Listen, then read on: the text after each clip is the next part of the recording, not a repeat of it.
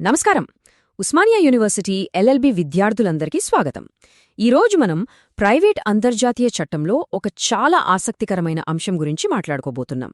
అదే అంతర్జాతీయ వాణిజ్య ఒప్పందాలు.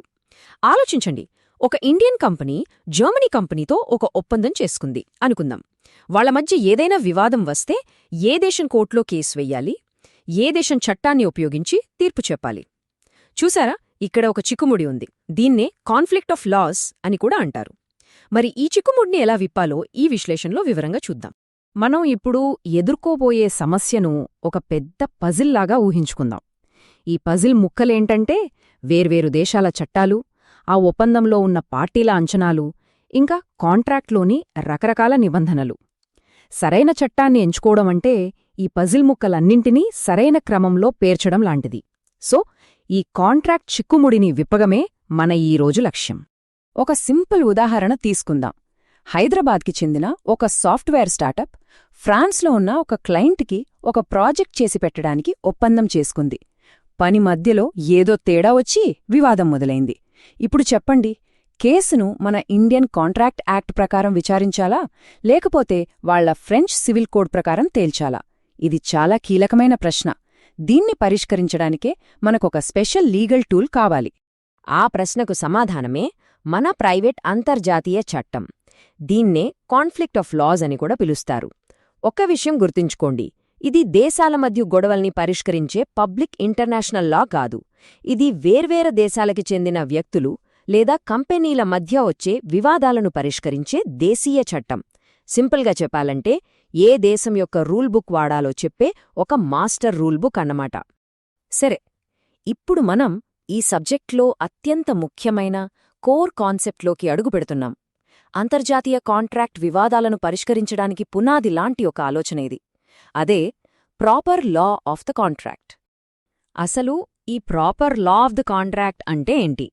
టెక్నికల్గా చెప్పాలంటే ఒక ఒప్పందం చెల్లుతుందా లేదా, దాని అర్థమేంటి, దాన్ని ఎలా అమలు కావాలి అనే విషయాలన్నింటినీ నిర్దేశించే న్యాయ వ్యవస్థనే ప్రాపర్ లా అంటారు. దీన్నే లాటిన్లో లెక్స్ కౌజే అని కూడా అంటారు. ఈ చట్టాన్ని ఆ కాంట్రాక్ట్లో ఉన్న పార్టీలు స్వయంగా ఎంచుకోవచ్చు. ఒకవేళ వాళ్ళలా చెయ్యకపోతే అప్పుడు కోర్టు రంగంలోకి దిగి దాన్ని నిర్ధారిస్తుంది. ఈ స్లైడ్లో చూడండి, ప్రఖ్యాత న్యాయవేత్త చెషైర్ ఎంత అద్భుతంగా చెప్పారు. ఒక ఒప్పందానికి ఒక గురుత్వాకర్షణ కేంద్రం లేదా ఒక సహజ స్థానం ఉంటుందట. అంటే ఏంటి? ఆ ఒప్పందం యొక్క అన్ని అంశాలు, అంటే అది ఎక్కడ జరిగింది, ఎక్కడ అమలు చేయబడింది, పార్టీలు ఏ దేశానికి చెందినవాళ్లు, ఇవన్నీ ఏ దేశం వైపు ఎక్కువగా మొగ్గు చూపుతున్నాయో చూడాలి. ఆ దేశమే దాని గురుత్వాకర్షణ కేంద్రమన్నమాట. అంతా బావుంది, కానీ ఒక కోర్టు ఈ ప్రాపర్ లాను ఎలా కనుక్కుంటుంది? దానికి ప్రాథమికంగా 2 దారులున్నాయి, లేదా 2 సిద్ధాంతాలున్నాయని చెప్పుకోవచ్చు. ఈ రెండింటినీ మనం అర్థం చేసుకుంటే మొత్తం విషయం చాలా స్పష్టంగా తెలిసిపోతుంది. ఈ స్లైడ్ ఆ 2 దారులను చాలా స్పష్టంగా చూపిస్తోంది. ఒకటి సబ్జెక్టివ్ థియరీ, అంటే ఇది పార్టీల ఇష్టానికి, వాళ్ల ఉద్దేశ్యానికి ఎక్కువ విలువిస్తుంది. వాళ్లు ఏ చట్టాన్ని ఎంచుకుంటే అదే ఫైనల్. రెండోది ఆబ్జెక్టివ్ థియరీ. ఒకవేళ పార్టీలు ఏ చట్టాన్ని ఎంచుకోకపోతే అప్పుడు కోర్టు వాస్తవాలను బట్టి ఆ ఒప్పందం ఏ దేశం చట్టాలతో అత్యంత దగ్గర సంబంధం కలిగి ఉందో నిష్పాక్షిపాతంగా నిర్ణయిస్తుంది. ఆధునిక ప్రైవేట్ అంతర్జాతీయ చట్టంలో ఖచ్చితంగా సబ్జెక్టివ్ థియరీకే పెద్ద పీఠ వేస్తారు. ఈ సూత్రాన్నే మనం పార్టీ అటానమీ అంటాం, అంటే పక్షాల స్వయం ప్రతిపత్తి.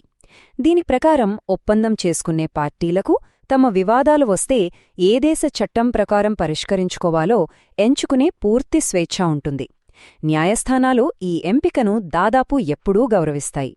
అయితే ఈ స్వేచ్ఛకు కూడా కొన్ని హద్దులున్నాయి. ఇది అపరిమితం కాదు. పార్టీలు తాము ఎంచుకున్న చట్టాన్ని సదుద్దేశంతో నిజాయితీగా ఎంచుకోవాలి. అది చట్టబద్ధంగా ఉండాలి. ముఖ్యంగా అది ఏ దేశం యొక్క పబ్లిక్ పాలసీకి వ్యతిరేకంగా ఉండకూడదు. కేవలం ఏదో ఒక కఠినమైన చట్టం నుండి తప్పించుకోవడానికి అసలు సంబంధమే లేని దేశం చట్టాన్ని ఎంచుకోవడం కుదరదు. ఇక్కడే ఒక ప్రాక్టికల్ సమస్య వస్తుంది.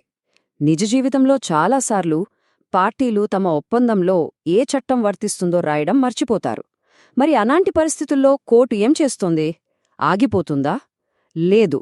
ఇక్కడే మనం రెండో దారిలోకి, అంటే ఆబ్జెక్టివ్ థియరీలోకి వెళ్తాం. ఇలాంటి సిచ్యువేషన్లో కోర్టు ఒక డిటెక్టివ్ పాత్ర పోషిస్తుందన్నమాట. అది ఆధారాలను వెతుకుతుంది. చెస్షార్ చెప్పినట్లుగా ఆ ఒప్పందం యొక్క గురుత్వాకర్షణ కేంద్రం ఎక్కడుందో కనిపెట్టడానికి ప్రయత్నిస్తోంది. అంటే ఆ కాంట్రాక్టు మూలాలన్నీ ఎక్కడ కేంద్రీకృతమయ్యున్నాయో పరిశీలిస్తోంది. మరి ఈ గురుత్వాకర్షణ కేంద్రాన్ని కోర్టు ఎలా గుర్తిస్తుంది? ఈ స్లైడ్లో చూపినట్లు అనేక అంశాలను పరిగణనలోకి తీసుకుంటుంది. ఉదాహరణకు, కాంట్రాక్ట్ మీద సంతకాలు ఇంగ్లాండ్లో చేశారు, డబ్బులు యూరోలలో చెల్లించారు, పని మాత్రం జర్మనీలో జరిగింది అనుకుందాం. అప్పుడు కోర్టు ఈ అంశాలన్నిటినీ ఒక త్రాసులో వేసి, తూచి ఆ ఒప్పందం ఏ దేశంతో అత్యంత బలమైన బంధాన్ని కలిగి ఉందో నిర్ణయిస్తుంది. ఏ దేశం వైపు మొగ్గు ఎక్కువగా ఉంటే ఆ దేశ చట్టమే ప్రాపర్ లా అవుతుంది. ప్రాపర్ లాను గుర్తించడమనేది కథలో ఒక భాగం మాత్రమే. ప్రతి అంతర్జాతీయ ఒప్పందం మరో 2 ముఖ్యమైన లీగల్ చెక్పాయింట్లను దాటాలి. అవే కెపాసిటీ అంటే సామర్థ్యం, మరియు ఫార్మాలిటీ అంటే లాంఛనాలు. ఇవి మన సిలబస్లో కూడా చాలా ముఖ్యమైన టాపిక్స్. మొదట కెపాసిటీ అంటే సామర్థ్యం. ఒక వ్యక్తికి కాంట్రాక్ట్ చేసుకునే సామర్థ్యం ఉందా లేదా అనేది సాధారణంగా వాళ్ల నివాస దేశ చట్టం అంటే లెక్స్ డొమిసిలీ ద్వారా నిర్ణయించబడుతుంది.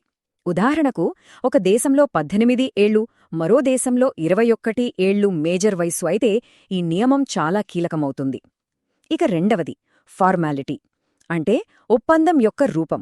అది రాతపూర్వకంగా ఉండాలా, స్టాంప్ పేపర్పై ఉండాలా వంటి నియమాలు దీని కిందకొస్తాయి.